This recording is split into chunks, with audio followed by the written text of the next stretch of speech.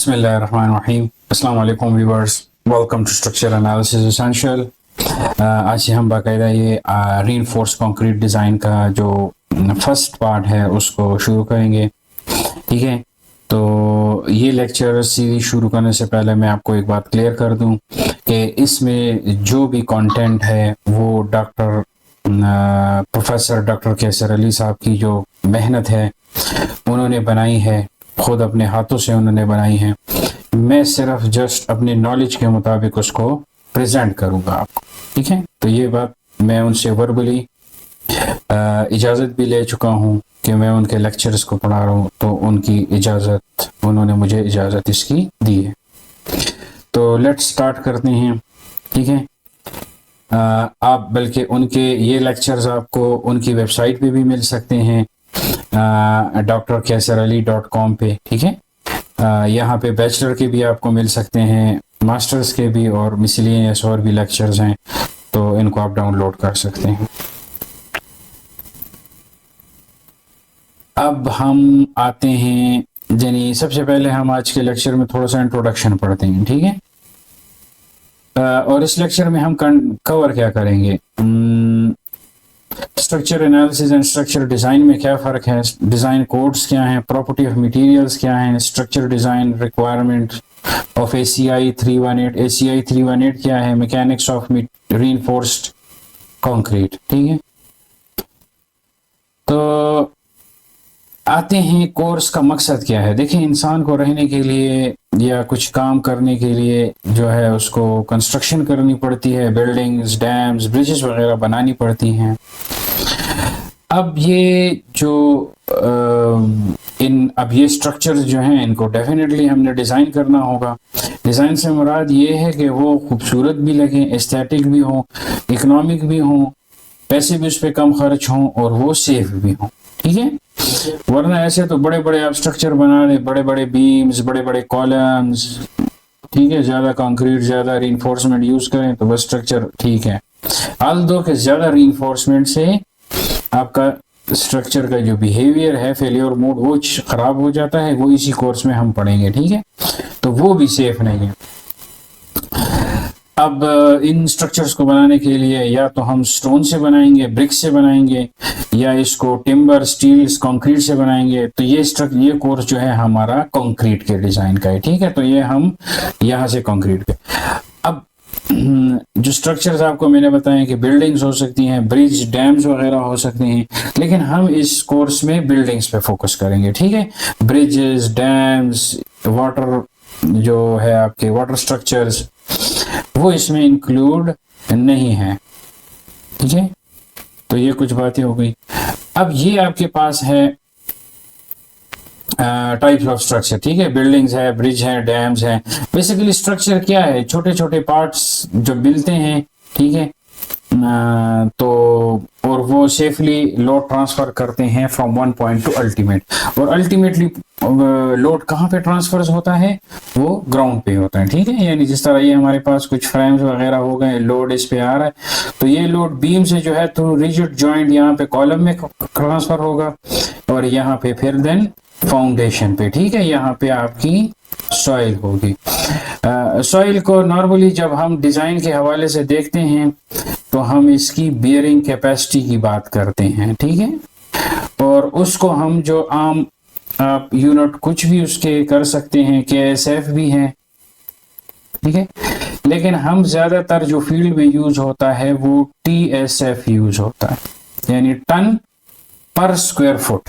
ठीक है, कि इस जो सॉइल की जो बियरिंग कैपेसिटी है वो कितनी फुट है, कितनी टन पर स्क्वायर फुट है, उसके मुताबिक फिर अगर आपको KSF में चाहिए या पाउंड पर स्क्वायर फीट में चाहिए तो वो आप उसमें कन्वर्ट कर सकते हैं। ठीक है, अच्छा, a building is a type of structure that provide shelters. ठीक है, प्राइवेसी, सिक्योरिटी, ये आपको स्ट्रक्चर में बेसिकली मेन दो कंपोनेंट्स होते हैं, स्ट्रक्चर कंपोनेंट्स और नॉन स्ट्रक्चर कंपोनेंट।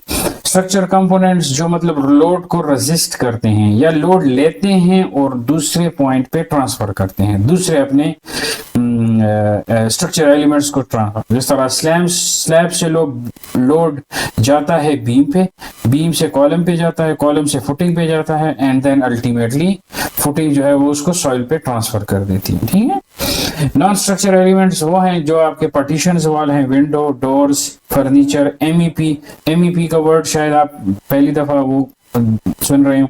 तो that is mechanical, electrical and plumbing, ठीक है। आप जब भी यूएई वगैरह में जाते हैं वहां पे आपको ये दो इंजीनियर अलग अलग मिलते हैं,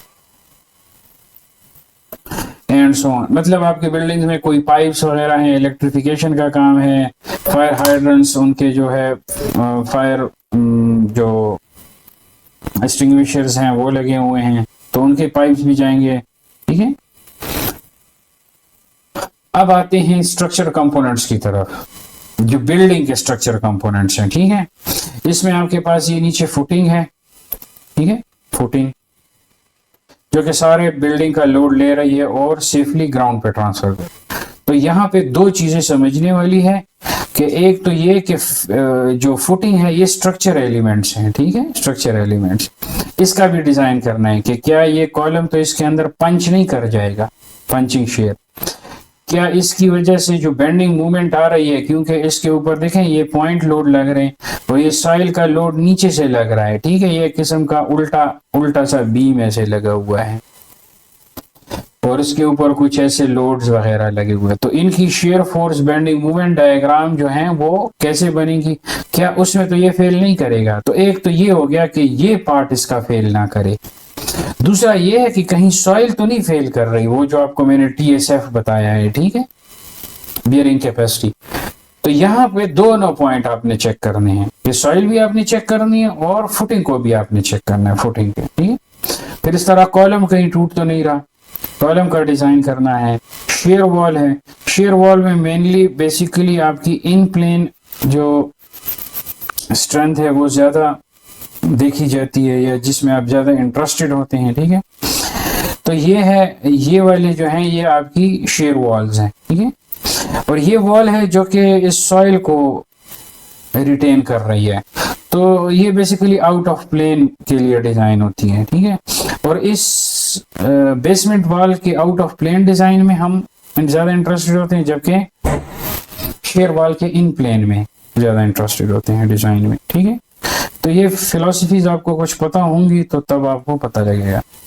कॉलम है, बीम है, स्लैब है, स्टेयरकेस है, ठीक है। स्टेयरकेस ज्यादा कोई इतनी जर्नल एक डिजाइन है वो आप प्रोवाइड कर दें, ठीक है। तो मेनली आपने स्लैब, बीम्स, कॉलम्स, फुटिंग ये हम इस कोर्स में कवर करेंगे। शेयर वॉल को भी देख लेंगे और ये बेसमेंट वॉल्स को भी फिर देख लेंगे बाद में।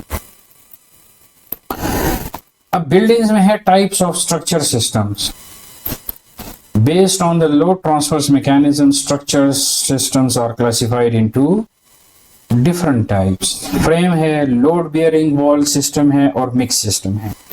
ये फ्रेम्स वो हैं जिस तरह आपने देखे होंगे, आगे मैं आपको दिखाता हूँ, हाँ, कि इसमें दीवारें आप बाद में खड़ी करती हैं, यानी सारा लोड जो है वो स्लैब से बीम, बीम से कॉलम, कॉलम से फुटिंग, फुटिंग से सॉइल पे, ठीक है।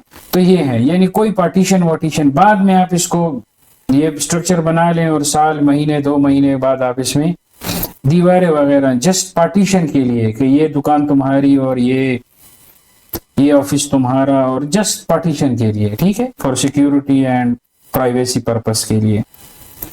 दूसरा है लोड बियरिंग वॉल सिस्टम, कि जिसमें सिर्फ और सिर्फ आपके अगर कॉलम भी हों, ठीक है, तो वो भी मेसनरी के बने हों, यानी इसमें कोई कॉलम्स वगैरह नहीं है कंक्रीट का, आरसी का, ठीक है। तो सारा का सारा ये अर्थक्वेक के लिए एक अर्थक्वेक जोन्स में ठीक टाइप ऑफ कंस्ट्रक्शन नहीं है। डेफिनेटली आपको कुछ कन्फाइनमेंट करनी होती है, कन्फाइन करना होता है, ठीक है, यहाँ पे और लिंटल लेवल पे, और फिर यहाँ पे प्लिंथ लेवल पे, रूफ लेवल पे कुछ बैंड्स जिनको हम कहते हैं lintel bands, roof bands, plinth band, ठीक है। और वो जो वॉल्स होते हैं 9 बाय 9 के कॉलम ठीक है, जिसे आप कॉलम कहते हैं। डेफिनेटली वो कॉलम्स तो नहीं होते, उनको हम कन्फाइनमेंट एलिमेंट कहते हैं। क्यों? क्योंकि ये जो नंबर 4 का है, आप नॉर्मली 4 नंबर 4 डालते हैं, आप इसका कभी एरिया कैलकुलेट करें, ये 1% भी नहीं बनता ऑफ ये 9 इंच बाय 9 इंच का। ठीक है, सो 9981, और इस नंबर 4 का एरिया कैलकुलेट करें उसकी परसेंटेज, तो ये बिल्कुल कहीं जाके 0.9 या 0.89 के करीब आएगा। ठीक है, तो ACI कोड के मुताबिक तो ये है कि कॉलम को जो डिजाइन हो उसकी रीइंफोर्समेंट 1% से लेके 8% तक हो। ठीक है, 1 to 8%, और स्पेशल केस में 1% to 6% है। ठीक है, वो हम पढ़ेंगे, डिफरेंशिएट करेंगे। तो ये चीजें हैं, ये हम आगे डिस्कस करेंगे इसमें। तो ये बेसिकली कन्फाइनमेंट एलिमेंट है, इनको कॉलम्स नहीं बोलना चाहिए। जिस तरह ये है, ये कन्फाइनमेंट एलिमेंट। ठीक है, यहाँ पे आप ये लोड बियरिंग, ये अब मिक्स सिस्टम है कि इसमें वो भी हैं, कन्फाइनमेंट एलिमेंट्स भी हैं, या बेसिकली कॉलम्स भी हैं, बीम्स भी हैं, और ये आपके पास वॉल्स भी हैं। तो यानी इसके डिजाइन में आपने वॉल्स पे भी लोड को कंसिडर किया हुआ है कि वॉल जो है वो लोड ले रहा है, लोड बियरिंग वॉल सिस्टम है। ठीक है, अच्छा, अब ये देखते हैं, ये इंशाल्लाह नेक्स्ट वीडियो में इससे फिर हम इसको, इसी लेक्चर को आगे लेके चलेंगे। Thank you and Allah Hafiz.